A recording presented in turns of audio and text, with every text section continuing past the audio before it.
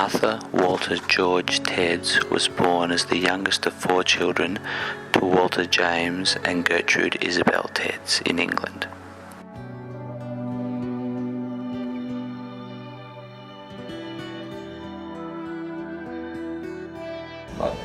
I was born on the 8th of February, I've got to be careful, legally 1923, legally 1922, but really 1923. The Army and so in forth? the Air Force. Yeah, sorry. In I knew that, 1940, I was then in the Fire Brigade, and I didn't like the bombs all dropping all around us in London, so I thought I'd join the Air Force Okay. and have a crack back. Yep. So I did that, and then a few months after that I did all the training and everything, and then due to a few circumstances I decided I would like to volunteer for overseas, which I did, not knowing they sent me to Singapore, which was beautiful when I arrived there in 1940 because there was no war. No. And we didn't have a war until 42. And the Japanese. And then we really copped it. As far as the fall of Singapore, had you already evacuated, or were you there as Singapore fell? Well, what happened, we had lost all our aircraft. The ones that we hadn't lost flying were lost on the water by machine gunning. And matter of fact, one time I was on one aircraft and a mate of mine was on another, and the Japs came and attacked, and we would talk to each other on the radio. He said, "What are you going to do?" I said, "Well, I'm going to have a crack back. What are you going to do?" He said, "Okay." So we went into the blister guns, which were twin 303s, and the next time they made a run at us, we started firing at them. But we soon decided that was an awful bad idea because all we did was get them bloody annoyed.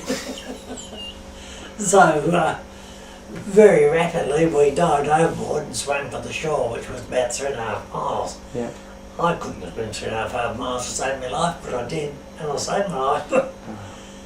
But we lost the aircraft, and then what they did, they formed all of us that no longer had any aircraft into what they called an X-Party. Yeah. And the X-Party was going to save the airfields longer than after the Army had said they couldn't look after it any longer. So I got a job with a little Scotch mate of mine on one of the searchlights that sweep the straits. And they're in a big concrete enclosure with a slot, and the searchlight, you just put the light on and swept across the straits to see where the Japs were. Anyway, I thought, well, this is good, we've got a nice concrete enclosure here, you know, it's pretty good. Until they started shooting at us, because I found that when you put a dirty big light on, it was an excellent target. Well, thank goodness they missed us, but they had the power generator a little while away. Okay. So our light went out. So then I went back and I drove a truck with supplies on from the bases down to the docks, loading onto ships. And those ships took off. And then we heard the Argyll Scottish Highlanders marching across the causeway. And This is from Malaysia from to... Malaysia into Singapore. Yep. And if you've ever heard the bagpipes coming to save your life, you reckon it's the best thing you've ever heard. The only trouble was they were retreating. And then of course Singapore fell, but we were pretty lucky because we had some very, very good friends that were actually Indians. They weren't Malays, they were Indians. Lived in Singapore and they hit us. Anyway, we were there for about 2 or 3 quarter days, and about 8 o'clock one night they took us down and put us onto a ship, which was the Kedah, and it used to be a a little ship that went from Singapore to Penang and back to Singapore, carried goods and stuff, and a few passengers. Anyway, we got on this boat, and there was a whole mob of us by this time, and we stayed down below, and some of the Malayan Indians, they actually followed a Japanese boat out through the torpedo net, because they have a torpedo net right across and only open it for ships to go out. Yeah. And because it was just one of the local boats and it was that much chaos, nobody knew what was where, we just followed out, no trouble. And we kept going. But that night, we started to see an Otis lamp flashing at us, and none of us knew what it was. We said, well, it's Japs, we've had it. And then we had a couple of Dutchmen with us, and one of them said, it's all right, it's Dutch, it's a Dutch destroyer. Just a moment, we had better stop. What do you mean we'd better stop? Why? You know, we're going well. No, we are in a minefield. So we stopped. Then, all night, everybody stood right round the rail. And you wouldn't see from here to there, but everybody's looking at the mines. Anyway, in the morning, we found that we were in a minefield, but we could see some. We sank them with rifle fire, and we went down the docks and we got onto a boat. It was a bit bigger than the one we'd sailed out of Singapore, and we're heading across from Batavia, and the rotten nips torpedoed the bloody thing. Oh. Well, we're swimming around the water, and we had, I think it was 4 life jackets between 7 of us, so we sort of all hanging on to each other. And they reckon, all I would say, it's not fair, not fair. They can shoot us down, they can blow us up, they can bomb us, but they can't torpedo Air Force. But we were only in the water for about 3 or 4 hours, and we got picked up and taken to Batavia. Anyway, we didn't know what we were going to do then. We reckoned we'd had it because the Japs had landed there. They landed there. Tillejap was the last place to fall in the Dutch East Indies.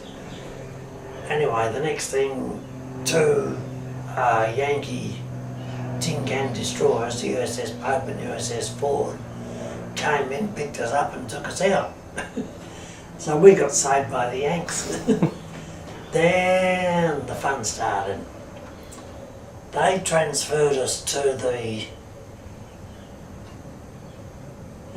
USS Black Hawk. There was a submarine tender because the destroyers had to go and carry on. And anyway, while we were on the Black Hawk, they decided that we should try and get somewhere else. So they put us on to 3 submarines. There was the USS Stingray, the USS Swordfish, and the USS Starfish. Starfish, Swordfish and Stingray, that's it. I'll tell you what, don't ever go in a submarine. I don't care how high I fly or what I drive in or anything else, but I will never go in another submarine. It is the worst feeling when you go down under the sea. They leak. You see water squirting in here and there, you know, you think, how long is this going to last? So anyway, finished up, they put us ashore on Christmas Island.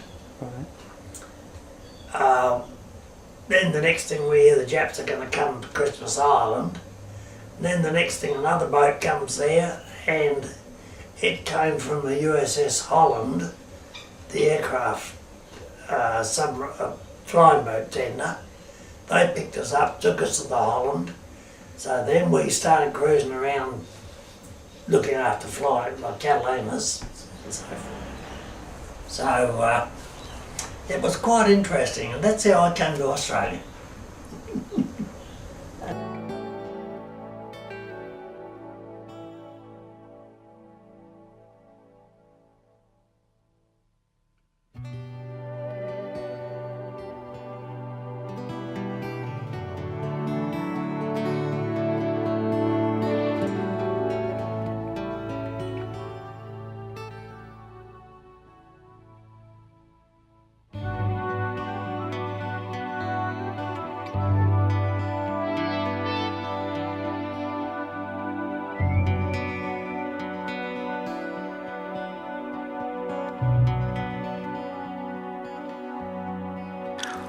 While in Australia, George met and married Lorna,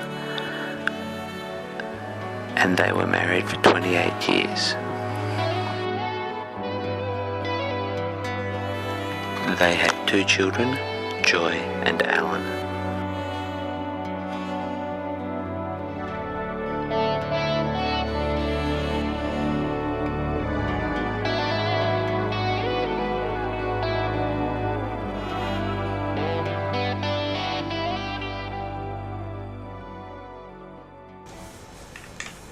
So how many years would you have worked at NCR all up, do you reckon?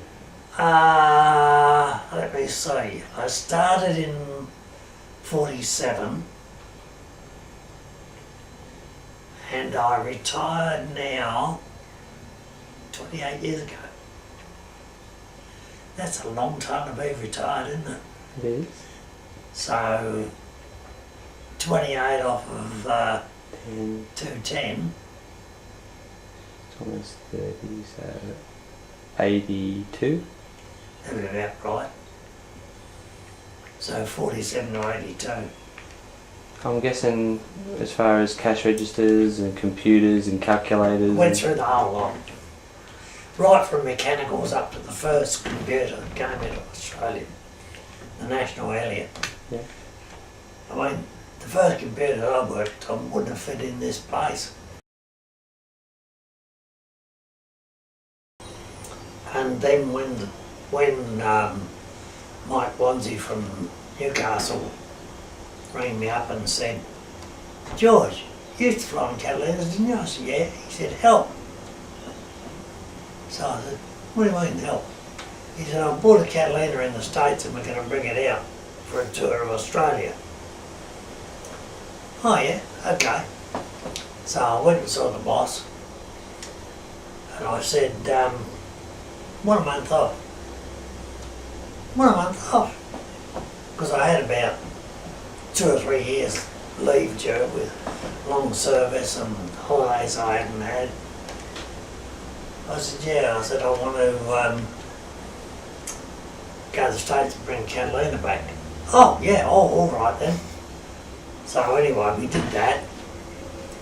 And then the month was up, so I rang him up and said, "Want another month?" Still with it. I did that for 9 months. I was the only one of the crew that stayed with it for the full 9 months. So he might, after about 3 years, he rang me up again. I was living at Black Creek then. "George." "Yes, Mike." "Help." I said, "Oh, not another Catalina." He said, "No, I bought Rebel Air 5 DC3s. I said, "Oh, gee." I said, "All right, I'll come down and give you a hand for a couple of months." 3 years later, I said, "Mike, I am definitely going to retire permanently this time." But it was good fun. If we got a trip, say I had one like to Darwin and Kakadu, a 2-week trip, I'd go along as the tour leader. And I had the checkbook, and everywhere we went, I'd have a coach waiting to take us for a trip somewhere. Oh, it was fantastic. I got lots of good photographs of all the bungles and up around the, was it a canyon? Kings Canyon? Kings Canyon, Devil's Marbles and all that. I was really, I enjoyed working with Rebel Air. It was good, even if I did fight a couple of people.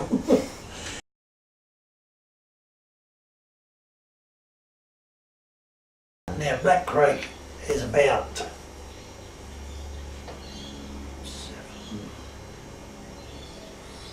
14 k's from here. Just over the other side of the highway, you go through Kendall, then you turn off and you go into the scrub. And it was down the end of that road, and I bought the place there and we lived there. I was there with Barbara for about 5.5 years. Okay. So then, when I sold that place, and I bought the van on a 4-wheel drive, to decide to go and tour around Australia. So I said, right, well, I'll come into this caravan park for 2 weeks to settle down. And 22 years later, I've almost made up my mind this is where I should be. During his time at Laurieton, George filled many different roles within the Marine Rescue.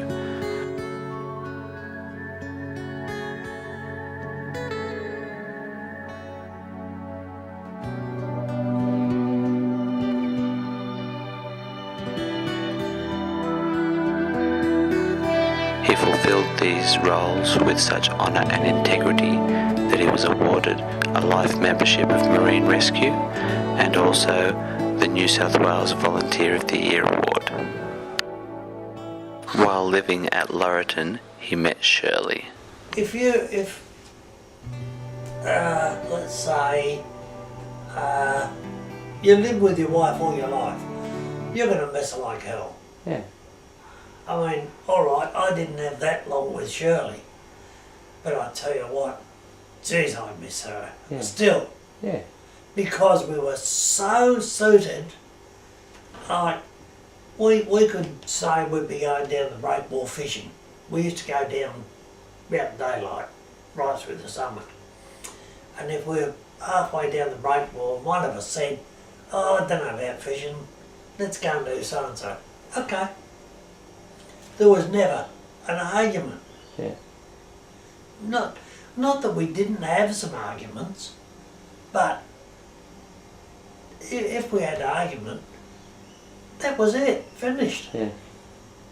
No, ever did we go to bed at night still in an argument or with an upset. It was finished. Yeah. And if you can live your life like that, you'll never go wrong. We had the best times together, honestly. She was screwed. I did. When I decided to use this as a base, I bought a motorhome. Okay. And Shirley and myself used to go all over the place in that Foskey, because she came from Coolgardie Okay. and she could smell gold. So we went to the Golden Triangle everywhere, and I'd do the shoveling or the detecting and she'd put it through the sluice and everything. Oh, it was good.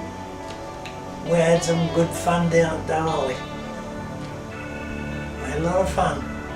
Above all else, the thing that mattered most to George was family.